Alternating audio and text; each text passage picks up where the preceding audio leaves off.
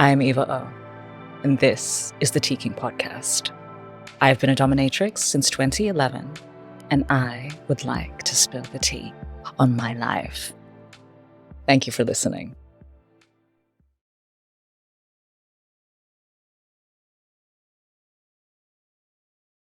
Hello, welcome back to the Teakink podcast, and today I have a very, very special guest.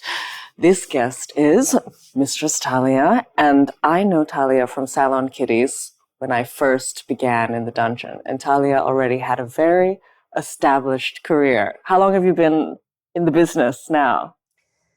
Well, I've been in the sex industry for, it'll be 28 years, I think. Yeah, it's easy for me to remember because, yes, I was 18 when I started in the sex industry. Yeah, I definitely didn't have time for the normal capitalist world. So as soon as I was able... Just taking money from the crossed capitalists. over. I had a slight dabble in working as a secretary. Okay. When I was, I think, 16 to I was 18. Mm-hmm. And by the time I got fired from my second job, I realised there was more out there for me than just the 9 to 5. And how did you find Salon Kitties? Was that the first domination job? How did I find out about Salon Kitties? I guess I knew people because I've been working in the sex industry. I went to a brothel when I was 18. A friend of mine, after I got fired from my secretarial job, I said, I think I want to go and be a stripper or something because I had the good look. I wasn't attractive enough to be a model, and it was the 90s when the whole Kate Moss and the waif era. And I really just saw an avenue. I just wanted to make a lot of money, basically. And I knew I didn't have any skills. So I was very happy to enter into the sex industry. I didn't have any qualms about it. It was never a taboo for me for some reason, which I think has made my life extremely easy, not having that. Was it decriminalized in New South Wales then? I think it always has been. Okay. Yes. Okay. So I ended up working at Tiffany's, which was a brothel. And then I found that I actually had an incredibly good work ethic when it came to working for myself. I remember this. And I hadn't known prior to that I had such a good work ethic. So the sex industry really worked for me. Yeah. And I guess it radicalized me in a way. And what do you mean? Well, I felt very empowered by having so much money as an 18-year-old living in Sydney. Like I could afford to live by myself. I had a lot of time to go and party with my friends. I had a lot of time to travel. I had money to travel. And the more time I spent around men, the more I got into queer culture as well. So... and the more you get into the queer culture, the more you sort of get into alternative forms of sex. So, I very quickly found my way to BDSM. Do you remember when you started off in kink, working? I actually started, I had a boyfriend that was a master, and I just landed at his dungeon one night when I was about 20. I'd been working as an escort for a few years, and I was ready for something more exciting. Like I was always very curious about how pain could be translated into pleasure. Like I'd always had that curiosity, even when I was in high school. How did you explore it in high school versus the dungeon? I went to boarding school, which explains a lot. A lot of clients like to find out that I went to boarding school. I also did. So boarding school, I found out that those rigid systems really didn't work for me. I got really into heavy metal. I was just into any sort of alternative scene, I was really drawn to from a very early age. I guess I was always a bit of a masochist. So that did not translate well at school. Later on, I just came to realise that that's just like what I am. I'm just a masochist.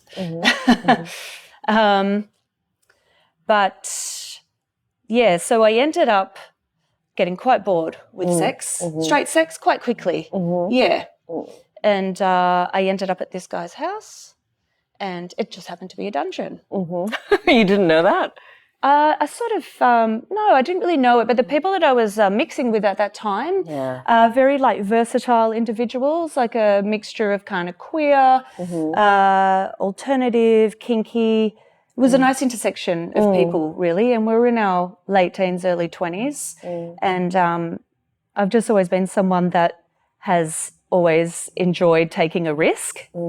And this was just a risk that I took that night. And yeah, I mean, it definitely changed my life after that. I woke up and I was like, whoa, I want more of that. Yeah. So Do you mind sharing what happened? yeah. We don't have to talk about it. A good Very, time. very basic stuff. Incredibly basic stuff. So, for instance, I had some peg marks on my body the next day. You know, like he did. He was obviously very like kind in his introduction to me, and so we did. I had some peg marks, some bondage. He was really into bondage, and I think we dated for about 6 months. So I got a really good experience with him. But it was emotionally large, even though... Well, we actually had a bit of a deal that we were never going to have vanilla sex. Okay. So that really worked for me at that time, working as a full-service sex worker. And it meant that we could kind of, every time we engaged in intimate play, it was something really different. And I got to observe him playing with other people in the dungeon because he would have clients over as well while I was there. And I remember seeing him tie up a gentleman and gave him like a really severe flogging. And he never really did that to me. But after we broke up, that was definitely the one thing that I really wanted to persevere. Like I really felt like, you know, that was my pathway to finding out how, you know, pain could be interpreted as pleasure. So he and I did a lot of bondage. You know, he would tie me up for long periods of time. And then I switched. He was a switch. So I got a really good taste of what that meant to be, you know, like a dominant. And I was obviously incredibly bad at it. Why? What do you think? Oh, well, I had no idea about the psychological attraction. So now it's like, you know, almost 30 years later and I understand that the whole DNS thing, you know, it's all about the relationship and not so much about like what you're actually doing to one another. It's definitely, more about the dynamic. So I had absolutely no idea then. I think I was about 20. Just making do. But he had a good friend that worked at Salon Kitty's. Okay. And she was a senior mistress there. Okay. And she would come over to his space and she was incredibly mean. Okay. She was incredibly mean to me. Okay. Because I was obviously just a, you know, hot young piece of trade that he had picked up. But I found that incredibly intimidating, but I've also always had a serious fascination with power. So I was quite terrified of her. And she worked at Salon Kitty's. And actually, I didn't get the guts to go to Salon Kitty's for a long time because I was terrified of her. And then we ended up being good friends in the end. Okay. And she is now a huge fan of mine. So it's nice to see how that story played progress. out. Yeah. And that she actually wasn't a horrible, mean person. She was just an extremely powerful person, you know, that was kind of playing with me in that space. Okay. Yeah. Okay. All right. Was she there when you joined? She was. Okay. She was, and she did not make my life easy. And actually, I didn't go to Salon Kitty's because I was so terrified of her. I started working in New York, actually. Oh, okay. Yeah. So after I broke up with this master, and I realised I wasn't really going to get, you know, my needs met there. And it was, you know, there was a huge age difference and I think wasn't really ready for that. Okay. I went to New York and I thought, I'm going to pay Mistress for a session for this, like, corporal punishment that I'd seen him do. And so this was 1999. Maybe it was the year 2000. Okay.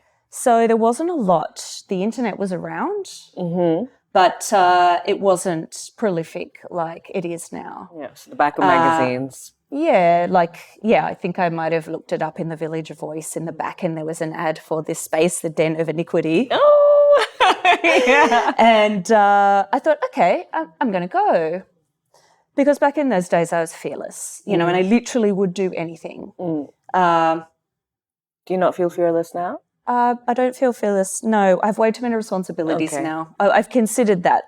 I've considered at what point I lost that fearlessness.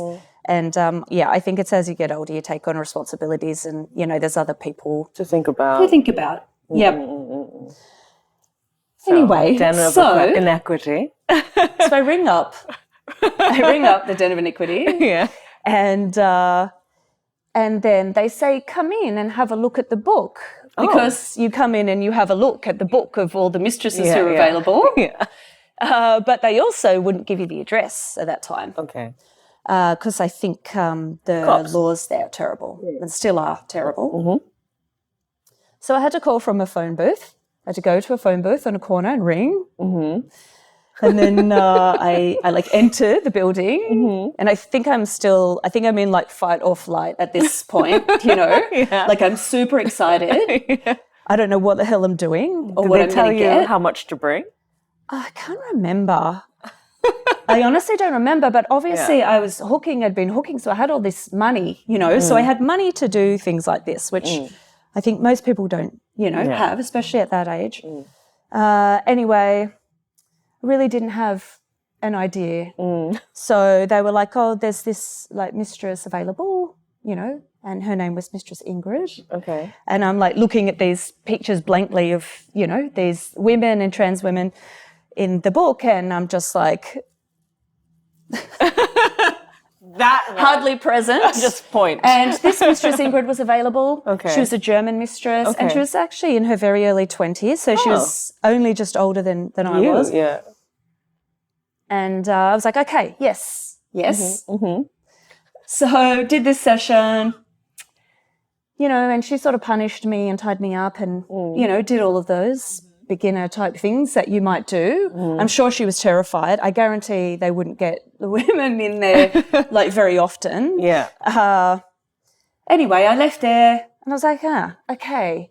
Didn't really experience what I wanted to experience. Yeah. The punishment kind of hurt. Wasn't that I didn't want to do it again. It was just that it didn't really satisfy that need that I had to, it didn't. I was just so curious. I just really wanted to experience that subspace that you hear about. And so after that, I went back home. I had a great time in New York. Partied it up in the fetish scene, made all of these friends.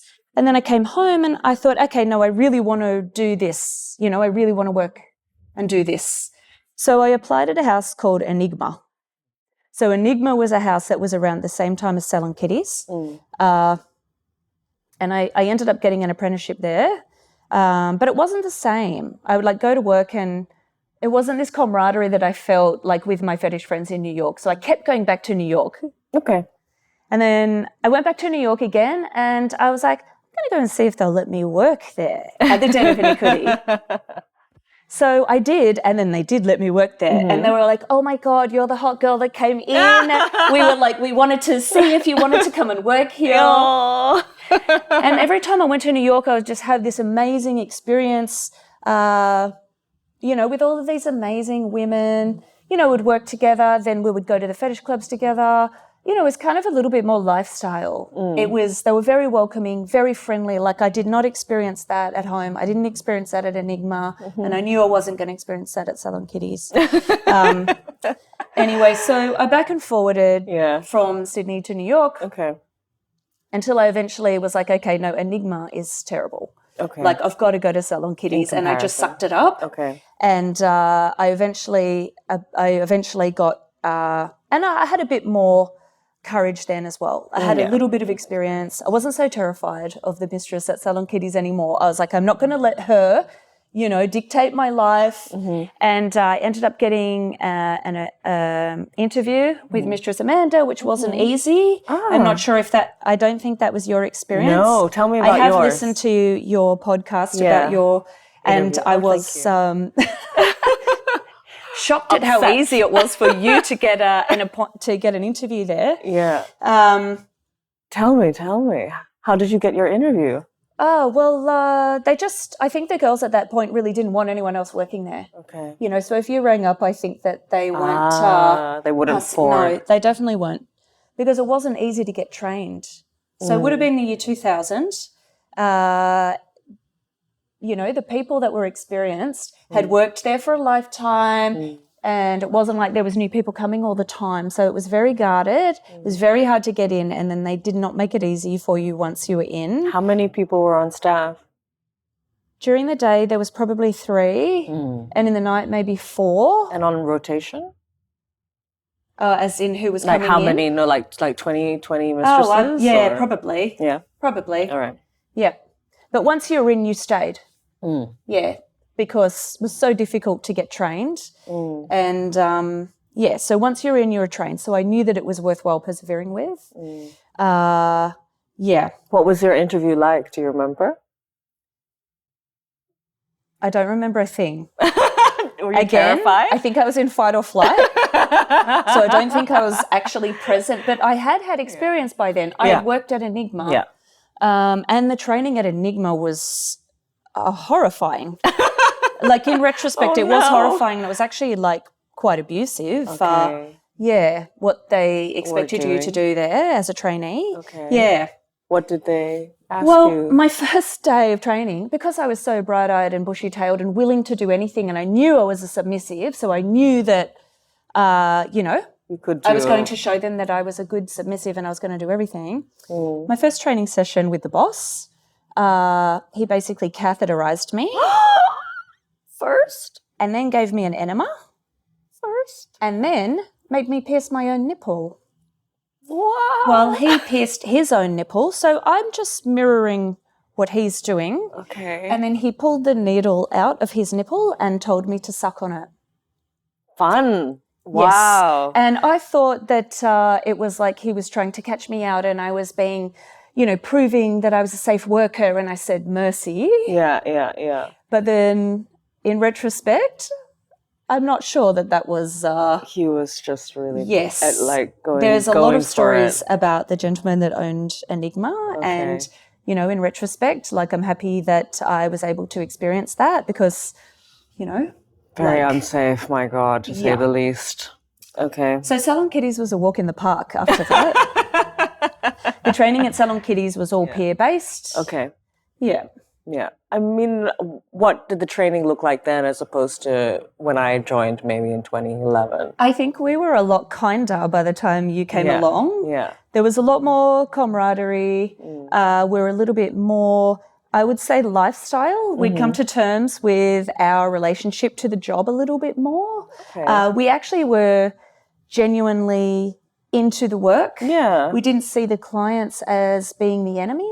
Yeah. Like when I started working there in the year 2000, it was very much us against them. Like you would never mention that you were attracted to a client or you were turned on in a session. One of them a little bit, more than another, even just professionally. It was very much like, they are the enemy.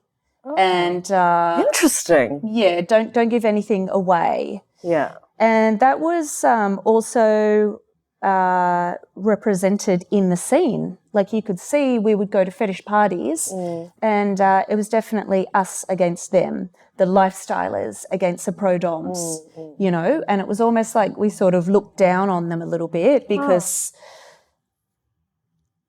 I don't know, but we definitely weren't lifestyle. Like it wasn't... it was a job. It was a job and men were, slaves and, All men.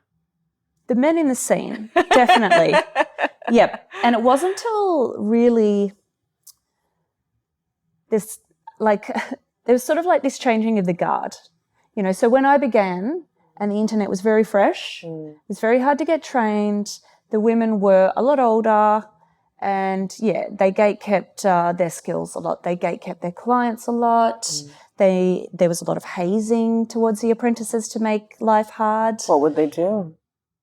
Hazing-wise? Oh,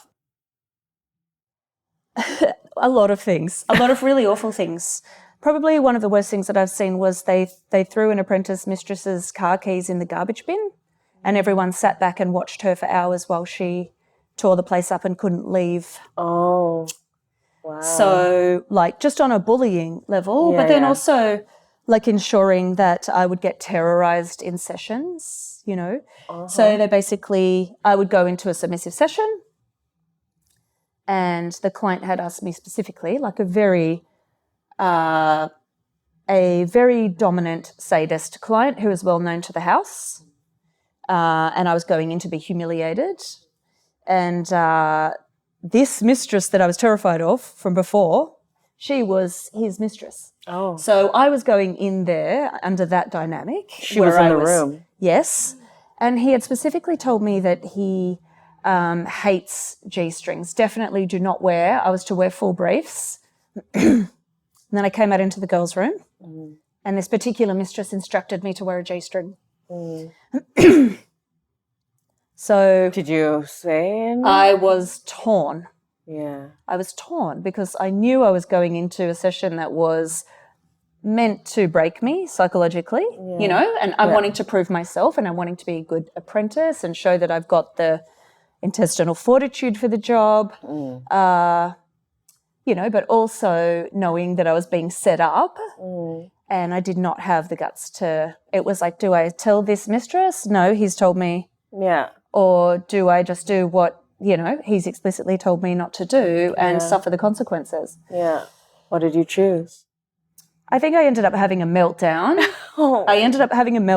I didn't go into the session. Sorry. And then that day, another mistress, while I'm in the middle of trying to decide my fate for the day and my future to see if I was going to survive in this house, another mistress came up and basically threw her boots at me and said, apprentice, get down and clean my boots.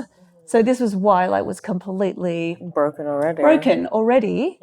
And I did go home in tears that day, and I didn't do the session. But I did get a nice phone call from the mistress that had asked me to polish her boots because she was inherently a good mistress. Okay. You know, and she did come around. And I think after that phone call, they did like lighten it up a little bit. Me. But I didn't cop it too badly. Okay. Because I think I had a lot of street smarts. Okay. Whereas other women came in as apprentices and really copped it. Yeah. Yeah. Okay. When I started, I guess everything was very subtle. There was definitely abrasion. It wasn't all open arms, which is fine. But and I knew that I just needed to just get down, work, keep my eyes down, and just don't bother anybody and don't be a mess and just don't get in anyone's hair. So I still remember it not being, you know, walk in the fucking park, but it was not abusive.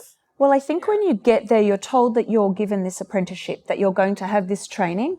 And then when I got there, I quickly found out, and the girls quickly told me, oh, no, there's no training. You just have to wait until we take you in. Yeah. So it was like you needed to ask if you could go in. You needed to be proactive, but at the same time, knowing that they were out to get you, you know.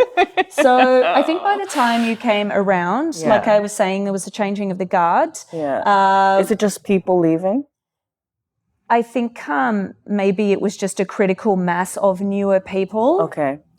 And we were a bit more in touch with our sexuality. Okay. You know, so, and we also became really good friends. So it was a really amazing work environment. And we all became best friends. So we felt more like we could share our genuine experiences in sessions with each other. And then we kind of got to a point where, you know, we would like, if we had an amazing experience in a session, I couldn't wait to get down and tell the girls, you know, would sort of brag about, you know, getting turned on in session. Or this guy was so hot. Yeah. You know, and it sort of became more of a lifestyle thing. I think that's where the crossover happened. Okay. Yeah, because in the beginning, there's this element of kind of shame and trying to protect my own sexuality in these sessions with these clients who had been so demonized that we were supposed to see as the enemy and not trust and, you know. Not connect with in that way. Yeah, it definitely wasn't normal to express that you had a connection with a client. And because now that I work independently and I don't have those, like the clients are now my people that I go to, to talk to. They're my support network. Whereas when you're in a house, the girls are your support network. Yeah. So it's kind of really changed like that. Everything is a lot more personal now. Don't have that receptionist fielding all of those phone calls. Do you miss that at all? The house? I missed it for a really long time after, because I think it was such a brutal notification that they were closing. Yeah. It was just 10 days after I'd been there 13 years. And I was very loyal to the house. Yeah. So one of the house rules was obviously you couldn't have the client's numbers, because that would be, seen as stealing from the house. So, yeah, basically I did miss that camaraderie, and also the fact that everyone knew the clients, so you could have a chat about the client you're about to see. Yeah. Whereas, when you first go private, you are battling with every single horny man out there. Yep, and there are wonderful emails and messages. Yes, and the phone calls. Yeah. So I think that's probably the most important thing when you begin in the industry now, is just not having that, not understanding that these men, it's anonymous. They don't have that respect for you. Yeah. They're often way too nervous to go through with the session, and they just get a lot of their titillation from just contacting you and wasting your time. Yep. So that's why I think it's difficult for newbies in the business these days. Independently. Yes. Are there any more houses in Sydney now? We still have the castle. Oh my God. The castle will remain after the apocalypse happens. The castle will still be there. On that little corner. Yep. Amazing. Good for them, I guess. There's a lot of private spaces. Okay. Few of us have our own private spaces now. Yeah. Do you still meet up with the Kitty's crew at all? They maybe once a year, I think, try and have a get together. So depending on where I'm at psychologically at that point, if that's something that I can face or not. Okay. Is it not usually just a nice catch up? I think we really went our separate ways after Salon Kitty closed. And I think it sort of revealed that a lot of people had a lot of internalized whorephobia when the place closed. Okay. Because I think that house and that receptionist and everything sort of created a less than personal banner, for them, and they were able to sort of just keep that life a secret. And so after, I think there wasn't too many of us actually that went on to successful careers. I know. I've tried to look certain people up and I just can't find them anymore. I feel like they just stopped. Yeah, I think it was that then having to interact with and be face out. Emails. Because everyone's kind of face out these days. And you do need to have a personal relationship with a client, and you actually have to like your clients, Continue it. Yeah. And actually that was probably the big change that made me really move into being more of a lifestyle mistress, was just like forming those interpersonal relationships with my clients, seeing them on a personal level and being able to switch as well, because I've spent my whole career working as a switch. Sort of seeing it from both sides and just getting to like my clients. And actually over such a long period of time, like your practice gets very finessed. I'm sure you found the same thing.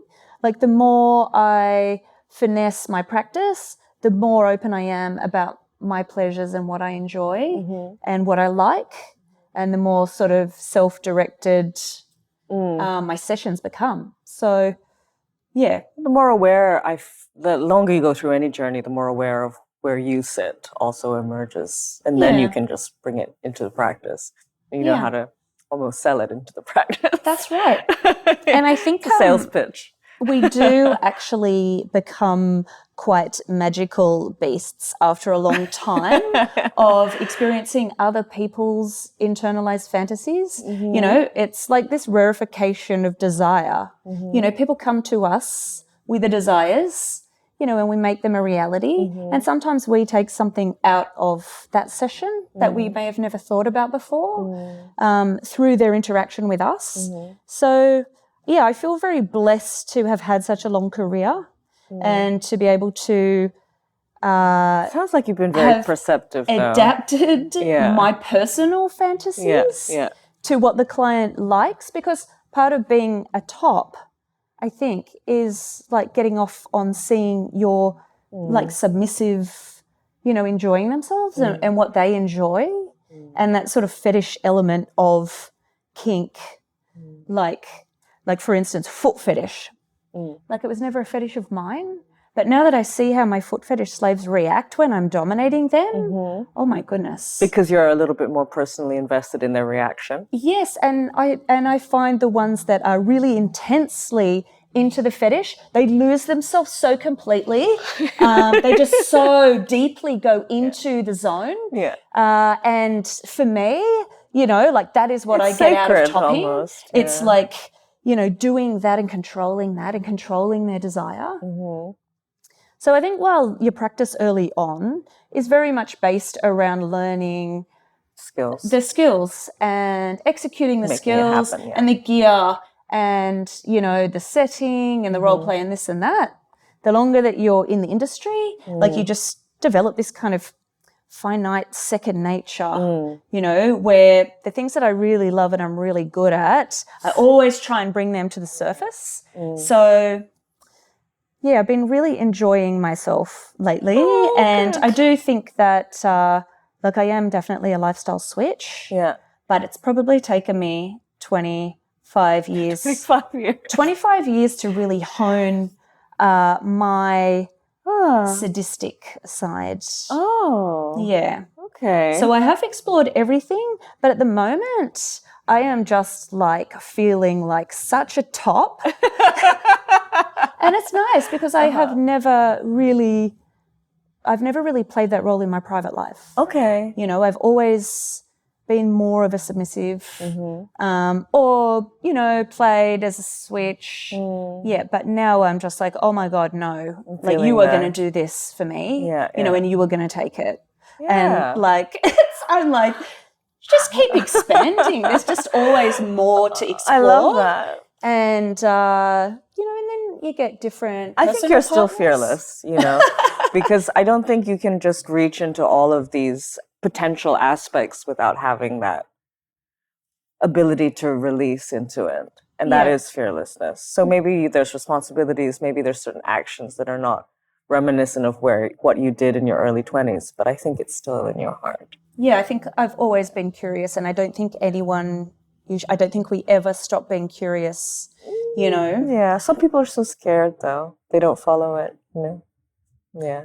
No, that's definitely not me. I think I've been incredibly blessed, and I'm not sure what it is, but I've just actually never given a shit what anyone thinks, and I have used that to the best of my ability. Yeah, so that's led me to have an incredibly atypical life. But I've also been fully out. So my whole entire career I've always been very out about what I do. There's obviously been times when it hasn't been appropriate for me to, such as, you know, explain. For instance, I was on a road trip with my friend. We were going to skate a park in Newcastle, and he was catching up with his friends from his old job, and he worked in the government. Oh, okay. And I had just finished a bunch of bookings, and he said, I'll come to the pub. So I said, okay, great, yeah, I'll come to the pub. So I come to the pub, order my meal, and I sit down and, you know, start chatting.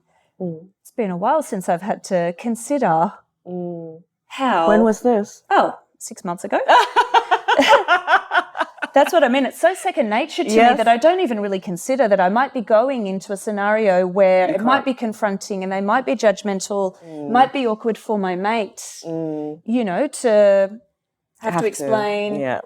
And then I had to flash back to when I was in my 20s and I had to lie a lot. Oh. And I was like, I work at an accounting firm.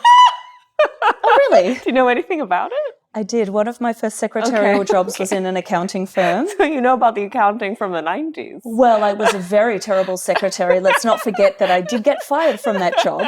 And that was my last job. That was my last corporate 9-to-5 job. Yeah. And then I was like, okay. So whilst my world, I have created this amazingly safe and fulfilling space. You know, sometimes I am going to have to still lie, but I am a fantasy role-play expert. So accounting it is.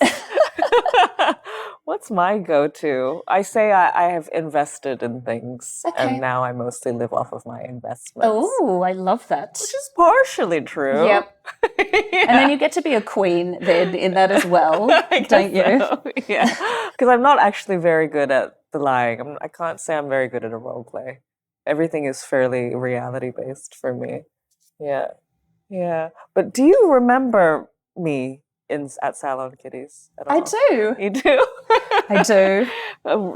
Am I similar, do you think? Or Yes. Yeah? Yeah, you're very similar to how I remember you. Okay. Yeah, I remember you were very quiet, but you were also very elegant. Okay. Very quiet and very elegant, and I had sort of wondered how you got the job, seeing as it was so difficult for me to get the job. I sort of wasn't sure how what the criteria was anymore, because it was 2000 when I did my interview, and it was 2011. Yeah, so it was a decade later. Yeah. They didn't ask me too much during the interview. It was very quick, 5-10 minutes, and I was shocked also. They said, well, the thing is, we'll know if you're lasting in 2 weeks. That the interview is for 2 weeks, basically. Okay. Yeah, so that was my process. Yep. If you're still here. I remembered.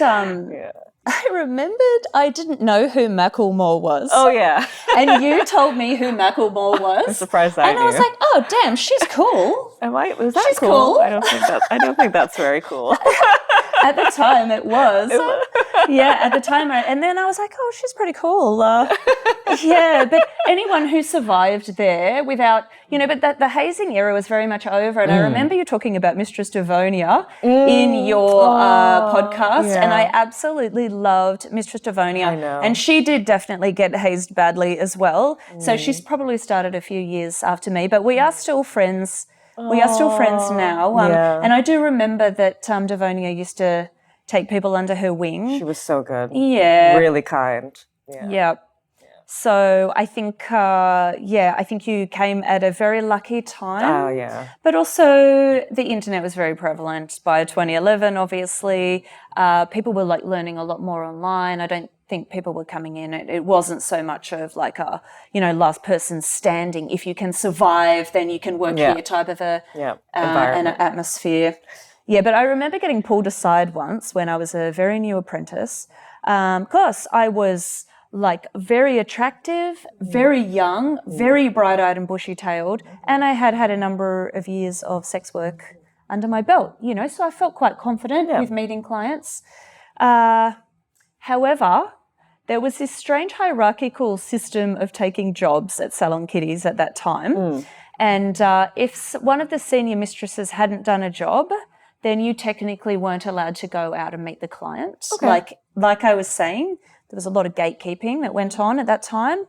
And I didn't really understand that as someone who just really wanted to do a good job, So I went out and met this client, and I must have looked hot as hell. I was in my little leather outfit with my thigh-high boots and, it was the morning. And you booked it.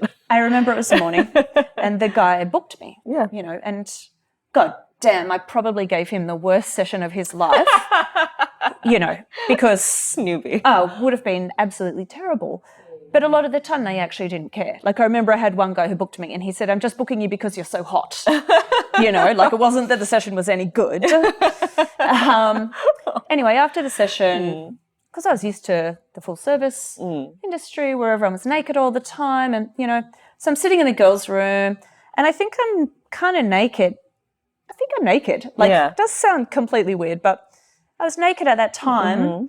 And then one of the senior mistresses came over to me and she was like, Mistress, can we have a word with you outside? So I'm like, okay. So out I toddle outside and I'm just completely naked. You know, I haven't quite gauged, you know, what's happening, the atmosphere. And we're standing out in the courtyard outside and she starts giving me a dressing down and telling me about how it works around here and how if the senior mistresses haven't done a job, you know. And I'm completely like blown away because isn't this the sex industry? Like, are we supposed to just work? Yes. Like I'm sure that the house just wants to take the money and, you know, obviously I hadn't worked with this type of hierarchy before. So I'm just standing out there completely naked getting dressing down by this senior mistress. And I remembered at that point noticing that I was naked. You know, it was one of those moments where I was like, things work differently around here, you know. And they did sort of have it in for me because you're beautiful, you know, and young. Yeah, and I was going to go in and do a terrible job and take the work away from them, you know. And because I'd been doing full service sex work, so I was completely fine with all of the erotic content. I had no qualms about anything at all. And in that era, and still in America and still in the UK, you know, a lot of people don't offer hand relief. They don't offer any form of nudity. I never had a problem with it. You know, it just was another thing, really. I didn't see it as being more valuable than, you know, sounding a guy or, you know, queening a guy. I didn't see hand relief as being more valuable than that.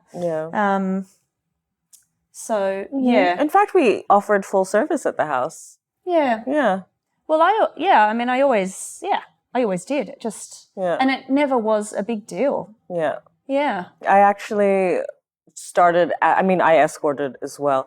Actually, that's the story. I think it was you who mentioned working at the shoe. And the shoe shop? The shoe shop.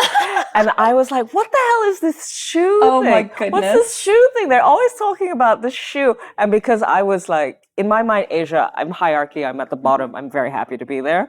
And so I wouldn't ask anybody and I just piece things together slowly and I realized, oh, it's a brothel. And then I thought, okay, maybe I'll try this out. And that's when I started escorting. And I started doing some brothel work as well. But I actually, only in the last 6 months, I've added the dominant GFE to my offerings. So now I have my classic session, which is what I've done for the last 14 years.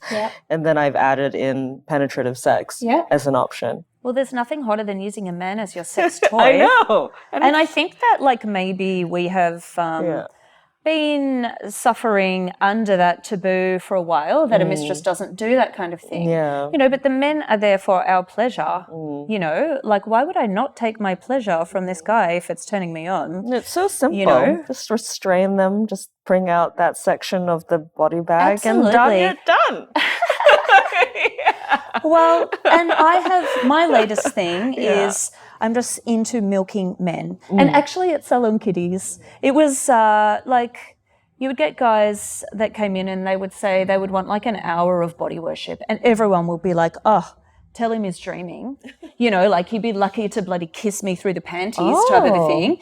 And, you know, and also the hand relief. You would get guys and they're like, oh, you know, I want to be, you know, masturbated for, you know, XYZ. And everyone was like, oh, my goodness, no. Like, I'm a mistress type of a thing. But now I'm like, damn. Like, it is fun manipulating men with their pleasure and torturing them with this denial. You know, like tease and denial is one of the most, like, elementary forms of domination. And now I'm like, I love seeing these men so desperate. You know, and now we have things like ruining orgasms, you know, and... Well, what's some vocabulary that exists now that didn't when you first started? Pegging. Pegging, It was just strap-on? I have to laugh. I have to laugh about pegging. Yeah? Yeah, when that emerged.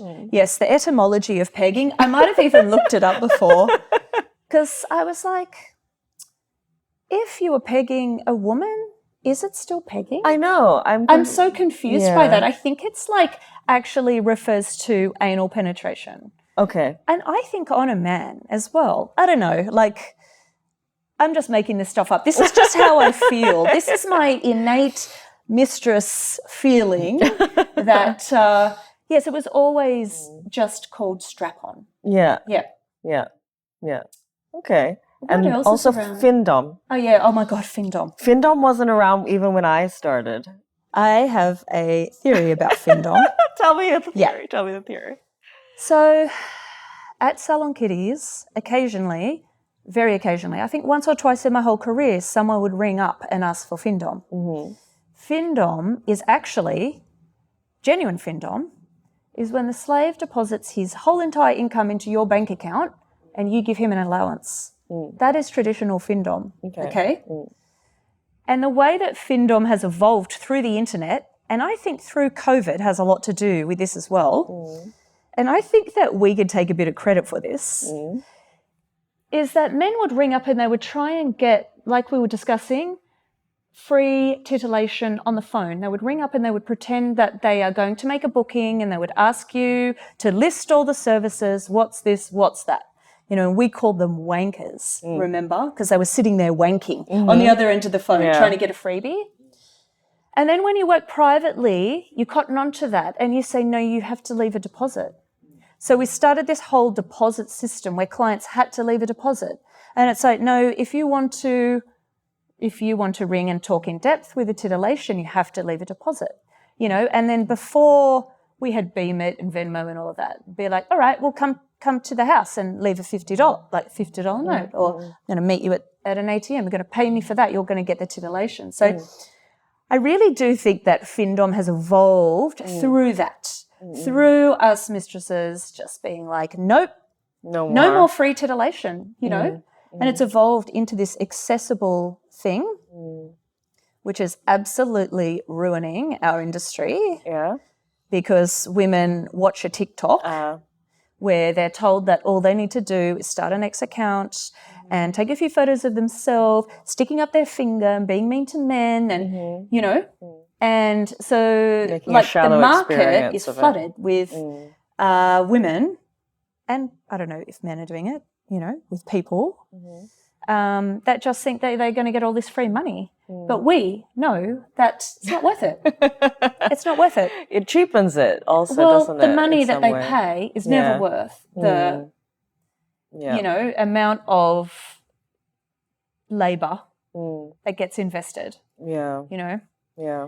But, and what is cracking me up at the moment is all of these Findoms on Twitter.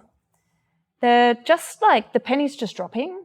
They're sort of discovering femdom through this fake institution of online Findom, you know, where they're just being mean to men. And then it's like they're starting to relate to these men.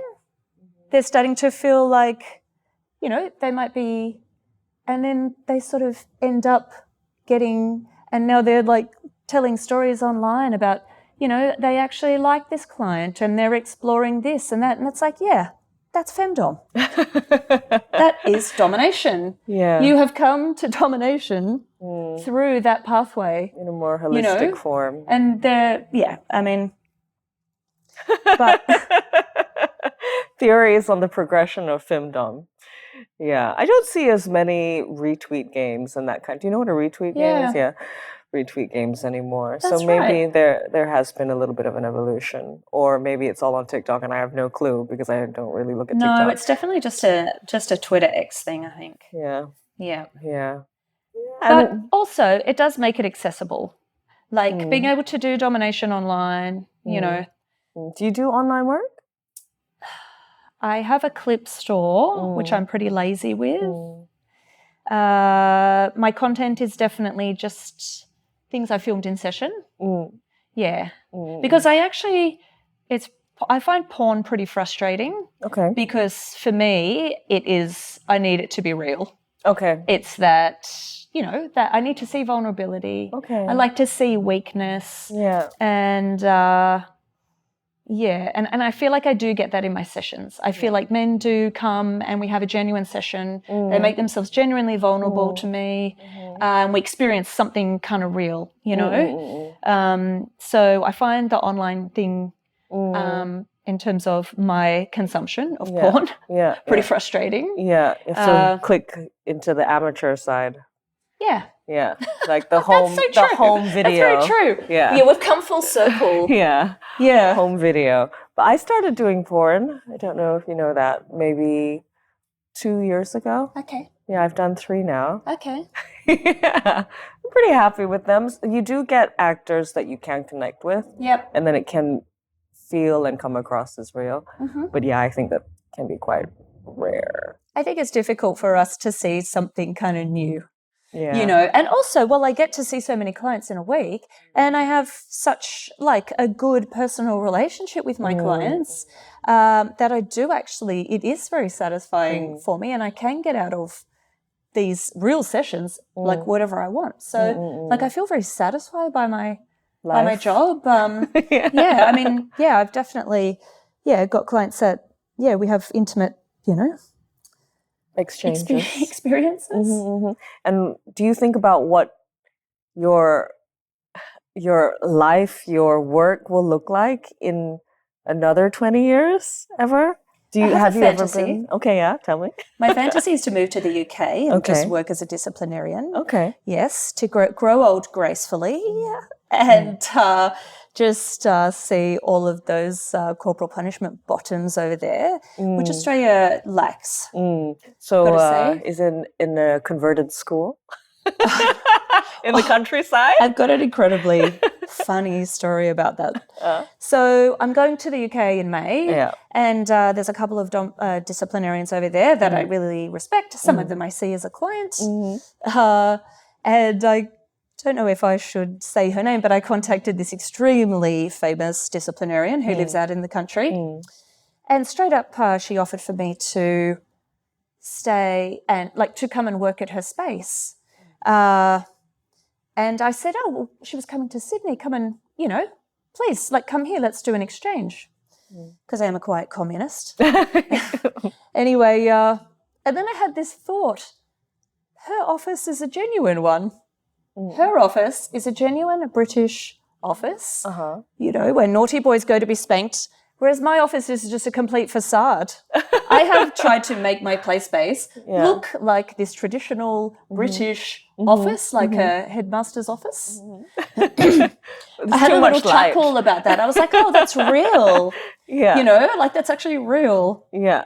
Well, you can bring the experience into the headspace also. But what kind of building is it out there? It's just her home, I think. Okay. Yeah, so she just has an office with a library, a desk.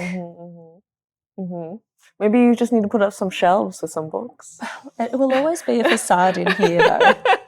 Because the history, the history in England is, it's so rich and that's where it all comes from. And I remember staying in this private men's club, which I wasn't supposed to be in. Okay.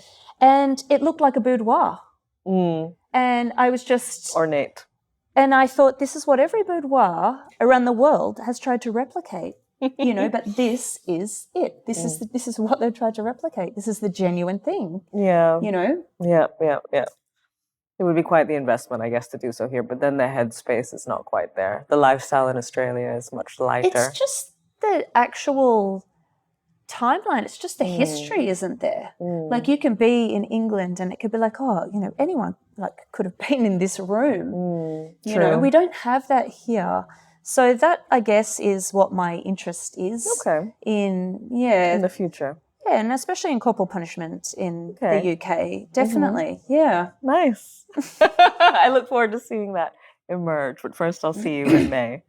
But yes, thank you so much for your time. Is there anything else that maybe came up during this time or that you would like to share Or do you feel like we've covered quite a lot? Far more than I knew I was going to cover. So thank you for that. And thank you for, being such a, I don't know if you realized, but you were always such a kind fixture for me. Thank you. Yeah. And I could see the work ethic very clearly. Yeah. And I don't know if we shared too many sessions, but the stories that you would bring back to the waiting room, the girls' room, were very important. Thank you for mentioning that, because I do think that kindness is the number one thing that I value in my practice.